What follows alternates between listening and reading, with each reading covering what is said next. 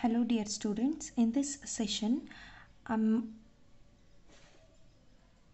discussing the quasi-linear partial differential equation only. Let's continue with some more problems which is of different form, arranging the equations in different form. Okay, so here the given equation is y minus u ux plus u minus x uy is equal to x minus y with u is equal to 0 on xy is equal to 1. This is the given PDE with the conditions. So this is the initial steps. We are comparing with the general partial differential equation and we are getting values for A, B, C. Now the characteristic equation for our equation 1 is given by dx by dt, dy by dt, du by dt, which is A, B and C respectively. Okay. Next, what I have done, I have considered the given data. Given data u is equal to 0 on xy is equal to 1. So initially when t is equal to 0, x naught of s is 1, s, and y naught of s is equal to 1 over s. So u naught of s comma 1 by s is 0. These all are initial steps which is mandatory to write. Okay. So now if you observe your equation 2, 3 and 4, again it's a coupled differential equation, right? So in the previous problem we were dividing equation 2 and 3, equation 2 and 4 in order to get the values of x, y and u. Here if you use the same procedure, what will happen if you divide equation 2 by equation 3, you will get again some complications. If you divide with your equation 4, again you will get some complications, right? Because it is a combination of x and y. This is combination of y and u. If you divide, you will not get an equation in a simple way. So for that, what I'm doing is I'm just adding your equation 2, equation 3 and equation 4. If you add those three equations, you will get dx by dt plus dy by dt plus du by dt is equal to the value of dx by dt is y minus u, right? Y minus u. Similarly, the value of dy by dt is u minus x and du by dt is x minus y. Just substitute all three values. Now you can observe here y minus y gets cancelled, minus u plus u gets cancelled, minus x plus x gets cancelled. You will get it as 0 on your RHS side. So from that you can write dx plus dy plus du is 0, right? So now integrate this. If you integrate this, you will get x plus y plus u is equal to some constant c1. So when t is equal to 0, you will get the value for c1, that is s plus 1 over s. Substitute this value here, you will get x plus y plus u is equal to s plus 1 by s. Is this enough? No, because my solution is not independent of s, right? So for that, next what I will do is, again I have to simplify the given characteristic equation in order to find out the value of s.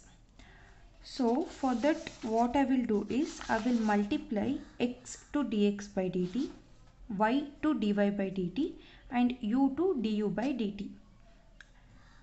So if I am multiplying x to my LHS side, means obviously I should multiply x to RHS, right?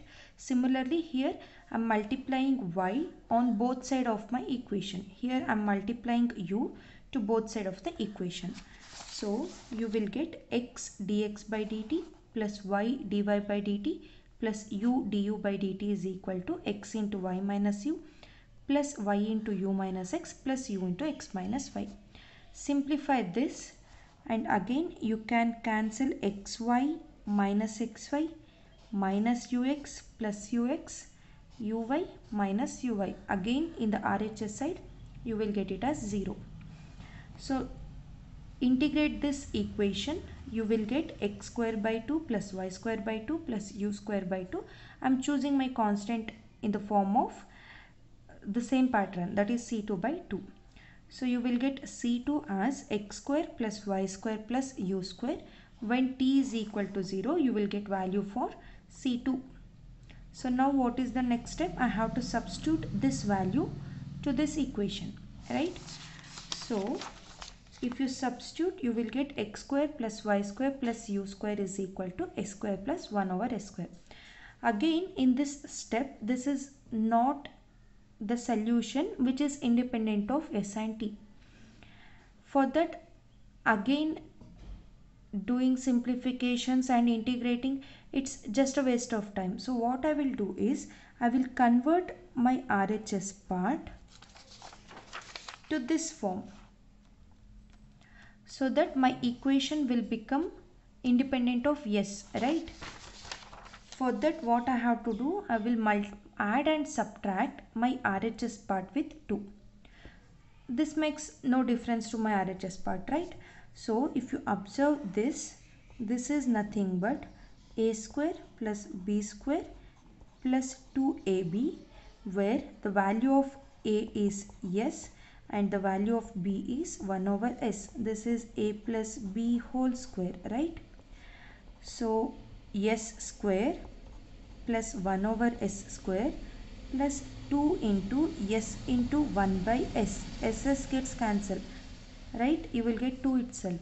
So this will be equal to s plus 1 by s whole square. Retain minus 2 as it is. So I know what is s plus 1 over s. S plus 1 over s is x plus y plus u whole square minus 2 as it is.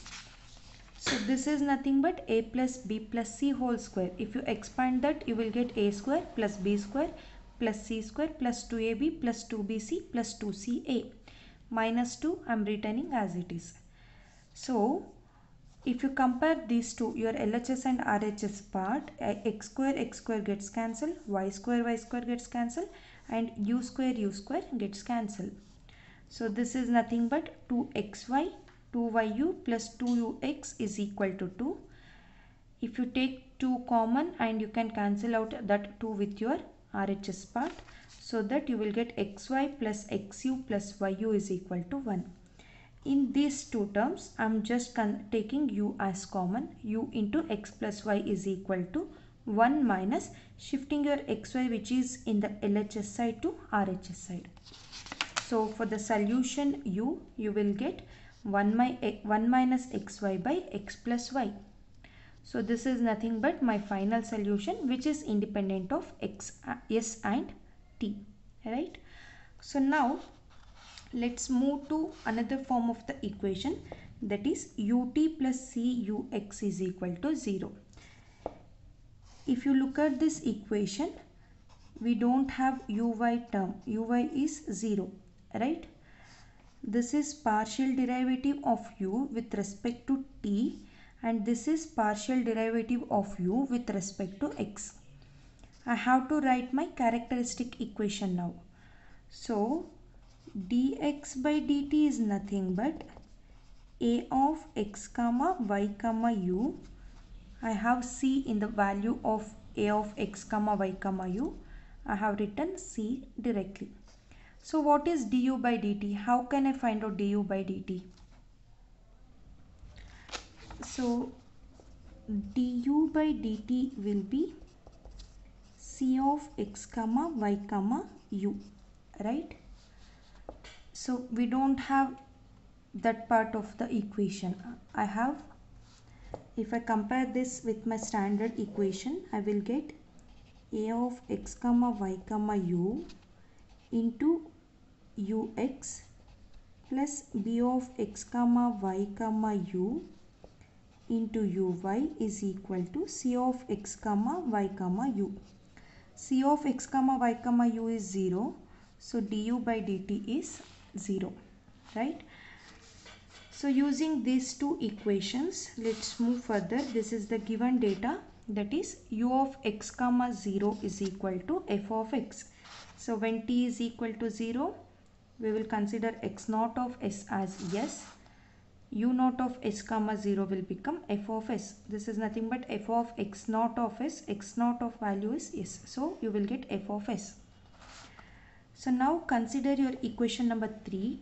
Du by dt is equal to 0, which is nothing but du is equal to 0. On integrating, you will get the value of u, that is c1. So when t is equal to 0, c1 will become f of s.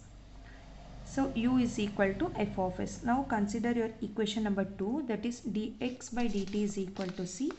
On integrating this, you will get x is equal to ct plus some constant. When t is equal to 0, you will get the value for c2. Substitute that here, you will get ct plus s. So for s, you will get x minus ct. So after substituting your s value to your equation number 4, you will get the solution for u.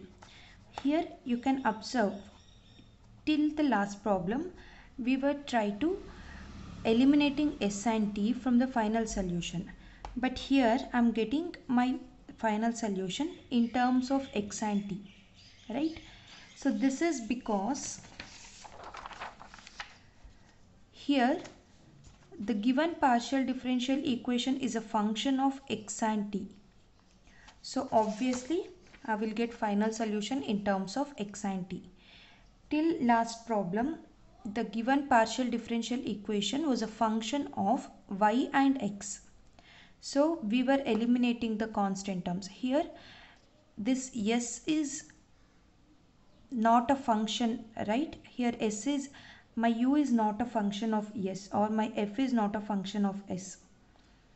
That's why we are eliminating s and we are getting the final solution in terms of x and t.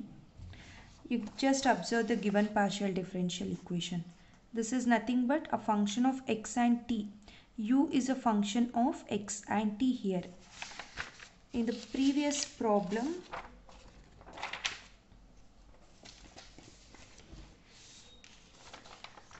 you can observe here, your u is a function of x and y, right? So that's why the final solution will be in terms of x and y itself. But here your u is a function of x and t, so the final solution is in the form of x and t itself. Okay, so this is similar problem. You can solve this on your own. Consider this as an assignment and solve it. Okay. The next problem is solve ut plus ux is equal to 0 with u of x comma 0 is equal to f of x, and for f of x we have two values. That means for u of x comma 0 we have two values. One is 1 minus x square when mod x is less than or equal to 1. Okay. Another one is 0 for mod x greater than or equal to 1. The procedure is same even if you have 3 conditions or 4 conditions. The condition makes no difference. So this is my equation number 1. From this, the characteristic equation will be dx by dt is u and du by dt is equal to 0, because our standard PDE is a of x comma y into ux plus b of x comma y comma u into uy is equal to c of x comma y comma u, or it may be a of x comma t ut plus b of x comma t comma u into uy, ut, which is equal to c of x comma t comma u. Okay, this is a of u, right? Yeah, now it's fine. So a of u comma x comma t ut, b of x comma t comma u ut, this is ux, this is ut, which is equal to c of x comma t comma u. This is how our partial differential equation of the form. So if you compare and if you write the characteristic equation, you will get dx by dt is equal to u and du by dt is equal to 0, right? So now from the given data, u of x comma 0 is equal to f of x, which is equal to 1 minus x square when mod x is less than or equal to 1, and 0 when mod x is greater than or equal to 1, right? So when t is equal to 0, We know that since the value of x is not given, so x naught of s is s and u naught of s comma 0 is f of s. From that I can write 1 minus s square when mod s is less than or equal to 1 and 0 when mod s is greater than or equal to 1. So first what I have done is I have considered your equation number 3. Du by dt is equal to 0. On integrating this, you will get the value of u as c1 at t is equal to 0. U naught of s comma 0 is equal to c1. So that is nothing but c1 is equal to f of s, right? So u is equal to f of s. Now if you substitute this value here, so from the given data I have two values for f of s. One is 1 minus s square, another one is 0, that is for mod s less than or equal to 1 and mod s greater than or equal to 1 respectively. Now consider your equation number 2, that is dx by dt is equal to u, so that I can find the value of u, right? So dx by dt is u means substitute this value here. That means you have two cases now. One is dx by dt is equal to 1 minus s square. This is when mod s is less than or equal to 1. Another one is dx by dt is equal to 0. This is when mod s is greater than or equal to 1. If you have three conditions, you will get one more option here, right? So now for mod s less than or equal to 1, I will consider dx by dt is equal to 1 minus s square and I will solve this equation. Okay, on solving that equation, you will get dx is equal to 1 minus s square into dt. Integrate this with respect to t, you will get x is equal to 1 minus s square into t plus c2. So when t is equal to 0, you can find the value of c2.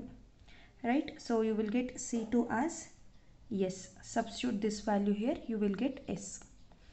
Similarly, we have one more condition, that is mod s is greater than or equal to 1, that is dx by dt is equal to 0. On integrating this, you will get x is equal to c3. When t is equal to 0, c3 will become s. Substitute this value here, you will get x is equal to s. So now I have two values for my x, that is one is for mod s less than or equal to 1, another one is mod s greater than or equal to 1. I have written those two solutions. Okay, now this solution is depending on s, so I have to eliminate s now. For that, what I will do is I have considered that equation. If you rewrite this equation, you can write that in s square t minus s plus x minus t is equal to 0 form. This equation is nothing but, this equation is in the form of a square x plus ax square plus bx plus c is equal to 0. That is nothing but your quadratic equation, or you can call it as this is quadratic equation. Now I will solve for x, that means I will solve for s. You cannot find out factorization for this, so I am using your Sridhar's formula. Okay, using Sridhar's formula, I can find out the value of s as 1 plus or minus square root of 1 minus 4t into x minus t by 2t. This is nothing but x is equal to minus b plus or minus square root of b square minus 4ac divided by 2a. So you got the value of s here, right?